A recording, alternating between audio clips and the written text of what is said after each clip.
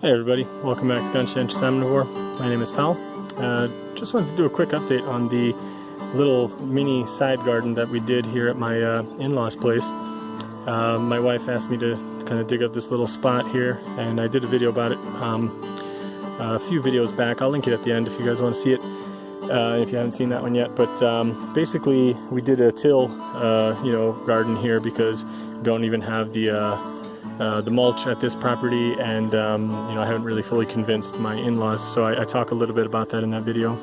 But basically, we did get a bunch of stuff growing out here now, and it's doing quite well. So we've gotten a bunch of really hot days and good rain.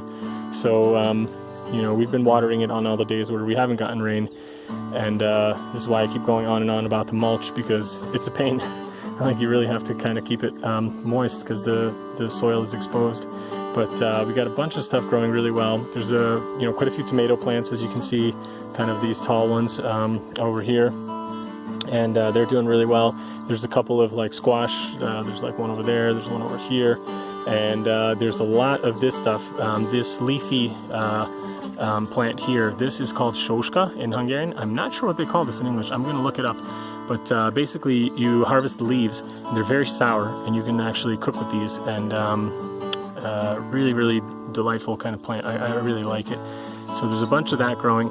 We did plant a bunch of flowers in here as well, but I think we had a cat come through and kind of scratch up some of the seeds while they were sown, and I don't think a lot of those kind of came out. So I think we lost some of the flowers. We do have some a little, I don't know what this is called, but it's some kind of salad. It's like these little small things. They don't grow much bigger than that. And you can just harvest those. Those are really good.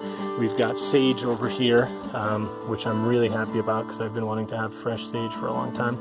I used to get a bunch from my mom back from her old garden, and I really like sage. So this is a great thing to have. We got a bunch of other stuff growing here. I don't even know what everything is, quite frankly, because I'm not sure. My wife sowed the seeds here for the most part. And yeah, there's more sage down here too, so I'm probably going to transplant some of this.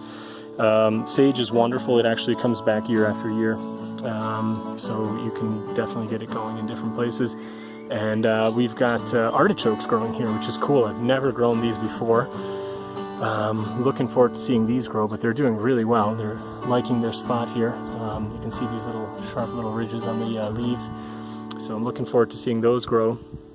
We've got a bunch of basil down here, and also a bunch of dill next to it. This guy is dill. That's the basil, and we got another squash. Some of these might be zucchinis. I don't remember which ones are which, and I'm not sure exactly which ones my wife planted. So yeah, a bunch of stuff growing. Everything's doing really nicely here. I think it's a flower of some sort. And yeah, there's some stuff that my mother-in-law planted too. She did a bunch of tomatoes back here. She's got a strawberry down there. So yeah, it's just like doing really well, and hopefully gonna get some good harvests out of here too. And you can see the currants are doing really well. Some of them are actually ripening really well now, and probably in like another day or two this will be ready to be picked. Really like currants. If you've never had those, definitely get some of those. These are also ripening too, but this is a different variety. They're not red currants. I don't know what they're called, but maybe golden or yellow or something. They don't really change very much from this color. They get a little bit deeper color, kind of almost like a pinkish hue, but they stay this kind of yellow. Also very good, and a lot sweeter than the red ones. They're both really enjoyable, and they actually have a bunch here and here as well. So that's really cool. And yeah, it's just growing really nicely. I'm really excited. I think, like, if anything, from my experience so far with the gardening, this is our first year where we're actually really trying some stuff and really focusing on it a little bit. It's still very much a learning experience, but it's just really, I don't know, it makes me feel good to see that it's working and things are growing. I've already picked a bunch of strawberries from our garden, and the raspberries are coming in now. I'll be showing you guys an update on that pretty soon. I think things are really kind of starting to do well, and it just feels great to be eating the food that you've produced and grown. And yeah, I just can't say enough good about it. I hope everybody gives it a try, and don't feel like you really have to know everything at first. Like, what's the worst that can happen? You spend a few dollars on seeds and then you know, nothing happens, it didn't work out. Like, then you try something else. Like, it's not the you know, it's not this big scary thing that I think a lot of people think it to be.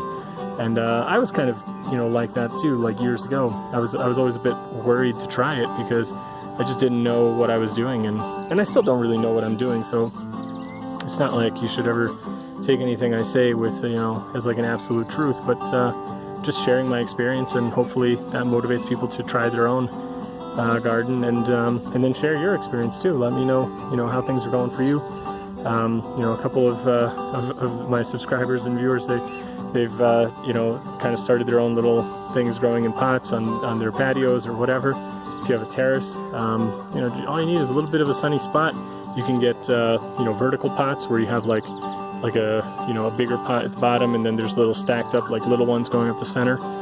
There's all sorts of things that you can do to grow some herbs and spices.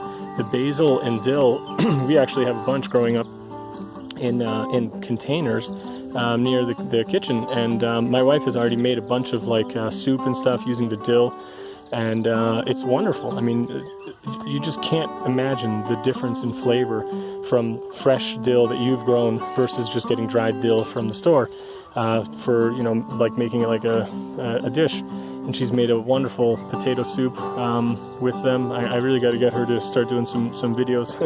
And yeah, she's just done some wonderful recipes using the fresh ingredients, the herbs. And herbs are like one of the easiest things you can grow, and a lot of them do come back year after year. So you don't even really need to you know, keep buying the seeds. You can just keep you know, maintaining the plant.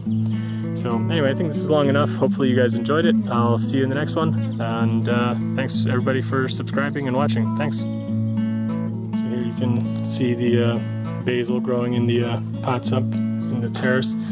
And here's the dill. You can see the few that have already been harvested. We got some flowers next to it. So I mean, these are just very small little things that you can grow. And they do quite well in little pots and stuff. You don't need a huge amount of space. You just need a little bit of sun and some water. Oh, there's a cool spider on this one. Looks like it's missing a leg at the back. It's a pretty cool spider. So anyway, yeah, just good stuff.